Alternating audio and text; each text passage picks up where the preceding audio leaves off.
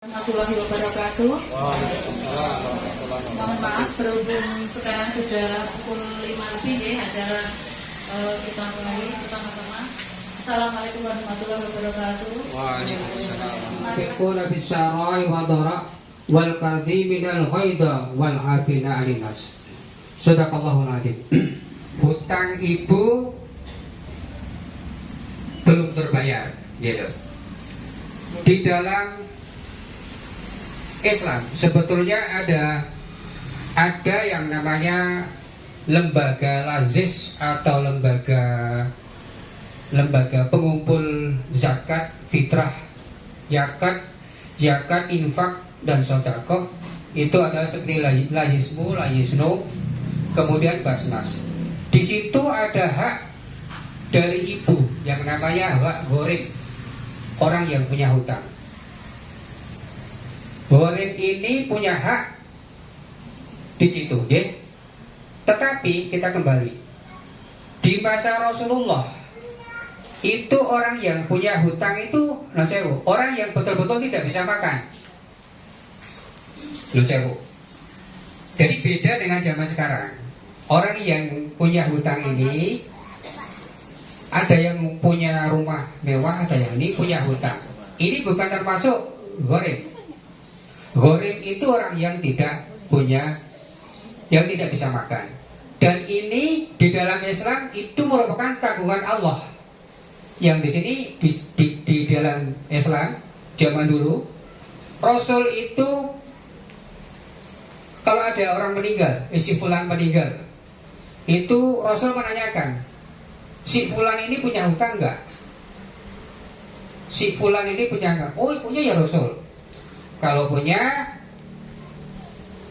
ada yang bisa menanggung, saudaranya atau anaknya atau siapa?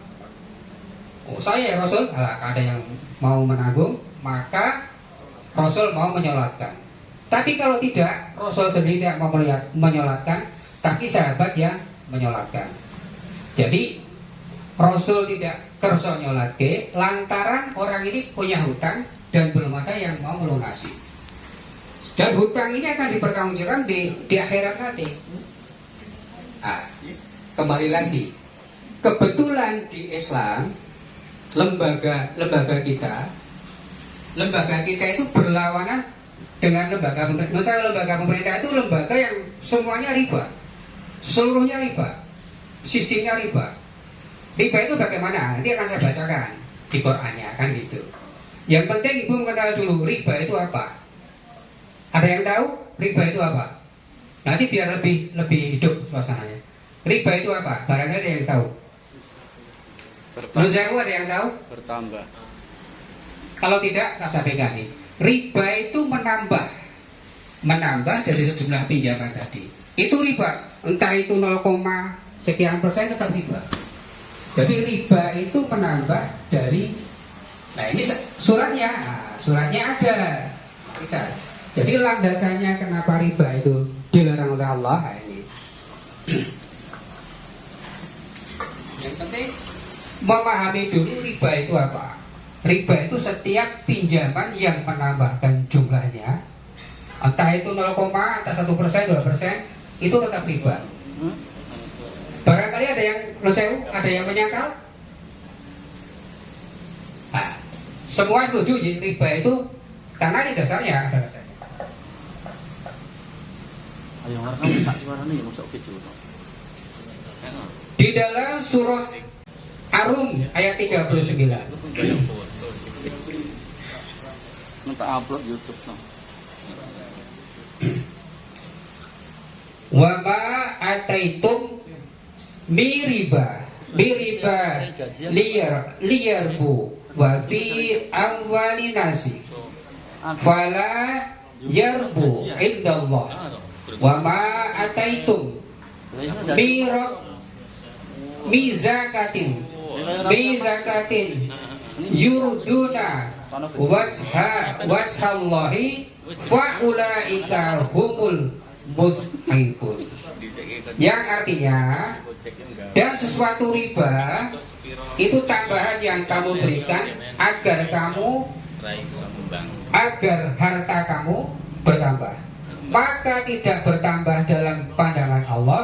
Dan apa yang kamu berikan berupa zakat yang kamu maksudkan untuk memperoleh keridhaan Allah, maka itulah orang-orang yang mendapatkan melipat gandakan pahalanya. Jadi nosewo, riba itu menambah sedikit pun itu namanya riba. Nosewo, kalau ada nosewo bank yang mengatakan ini bank muamalat ya, bank muamalat nosewo banyak plakat yang ditempelkan itu bank muamalat, tapi kalau operasionalnya itu sama dengan bank-bank yang bukan muamalat, itu juga riba, sama saja. Jadi riba itu tidak melihat itu plakatnya di situ muamalat, tapi operasionalnya. Banyak bank-bank kita yang mengatakan bahwa ini bank yang syar'i, tapi ternyata itu riba juga. Bunganya menentukan bunganya sekian persen. Non sewu itu kembali. Di Islam zaman dulu ada lembaga yang mengumpulkan infak, sedekah dan zakat itu di Baitul Mal. Di Baitul Mal tadi itu fungsinya untuk menolong saudara-saudaranya atau saudara kita, saudara-saudara dari sahabat itu apabila dia punya hutang. Jadi yang menanggung hutang siapa? Yang menanggung hutang bapak ibu siapa? Nah, saya usah tanya. Yang menanggung hutang bapak ibu siapa? Ibu sendiri? Kita? Nah, yang menanggung hutang ibu adalah Allah. Karena di sistem Islam itu hutang itu yang menanggung Allah. Tapi dengan catatan, makanya sistem dulu dengan sistem sekarang itu sangat beda. Kalau sekarang menurut saya, orang punya hutang enak gitu lah, enak gitu. Itu untuk hidup dewasa, untuk satu kegiatan itu tidak termasuk orang gharim. Karena untuk kegiatan kerja tidak harus pakai enak, tidak harus pakai anu. Dia punya hutang sekian miliar, itu bukan gharim. Gharim tadi yang saya katakan di bawah, orang yang tidak bisa makan dan dia hutang, itu gharim. Dan tanggungannya siapa? Allah. Jadi yang membayar hutang tadi Allah, bukan jenengan. Jadi tanggungan siapapun yang punya hutang itu yang menanggung Allah. Dari mana? Nah, dari harta-harta zakat, kemudian dari harta-harta sedekah, itu yang dikumpulkan. Dan ada hak gharim yang disitu. Gharim itu artinya orang yang punya hutang. Tapi kalau non sewu, kita teliti ternyata ada pengajuan untuk membayar hutang.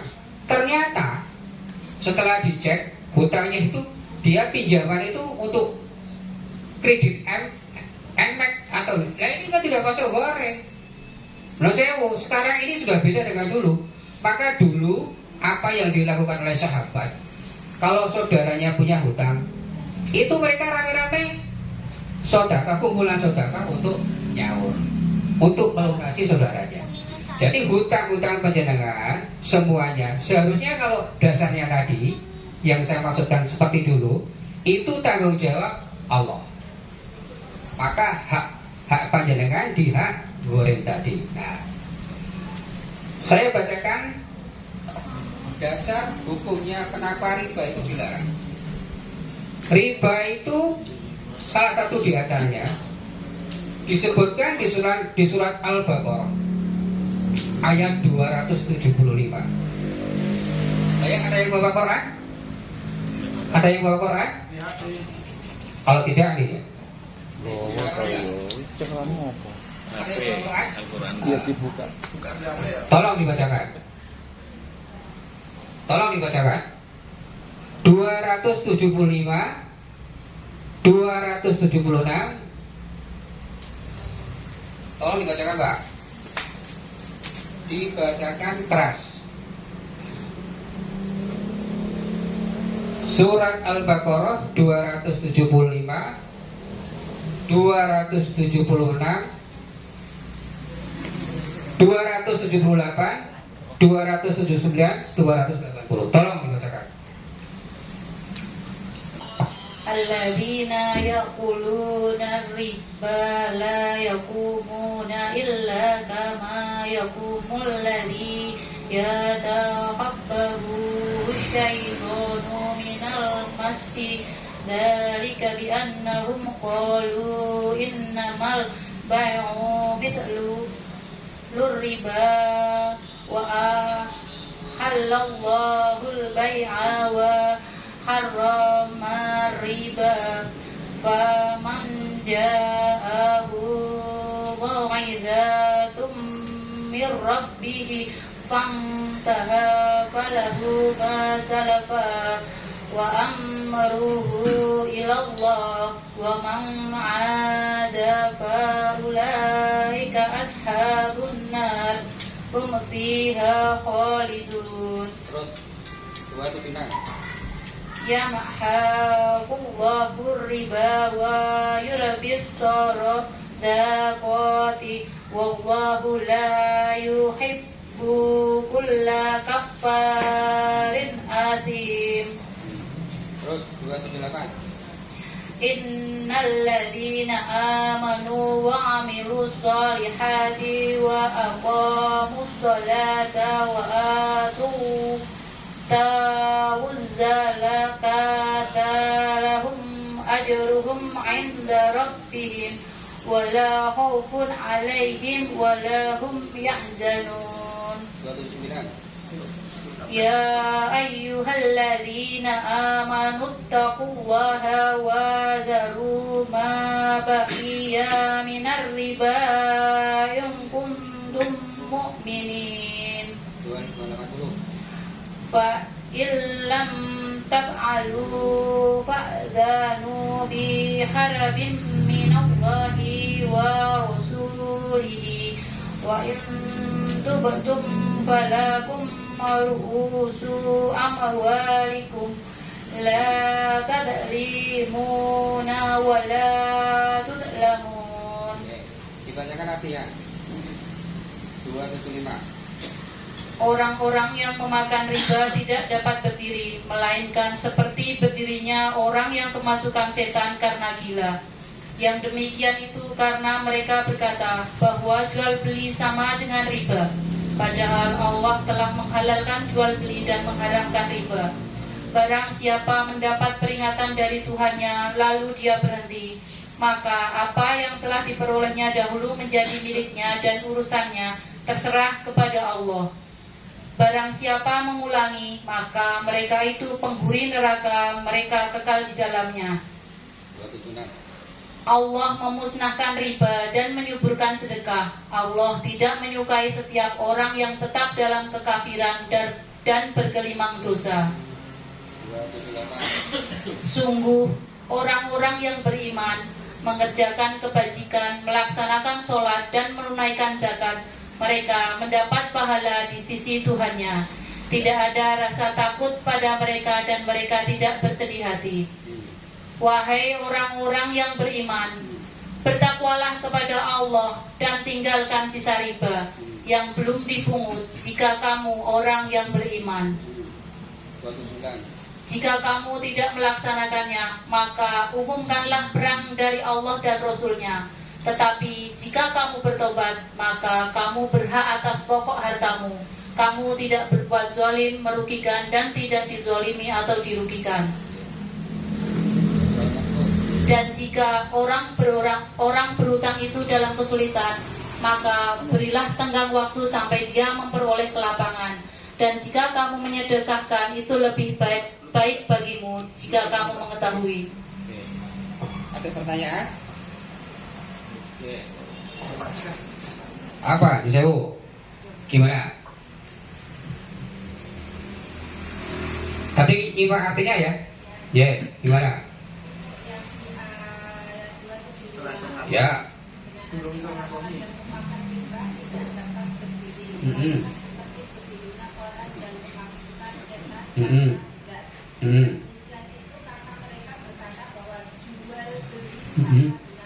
Ya.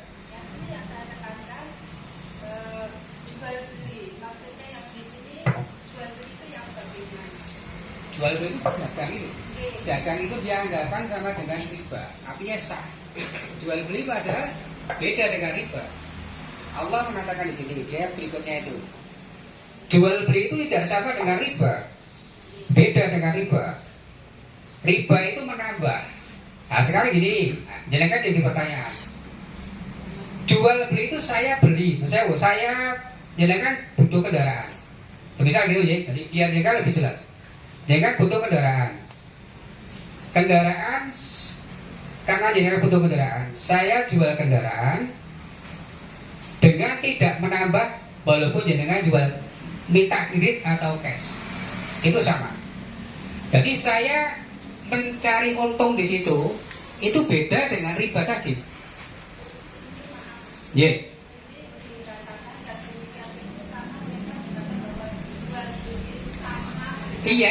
itu dia punya anggapan yang pemakan riba tadi, bukan di sini. Yang pemakan riba tadi punya pemahaman, itu maksudnya ayat ini yang punya pemahaman orang-orang yang pemakan riba tadi, jual beli itu sama dengan riba, padahal tidak. Ibu maksudkan enggak? Masih bingung? Masih bingung? Masih bingung? Iya. Ye, cobi.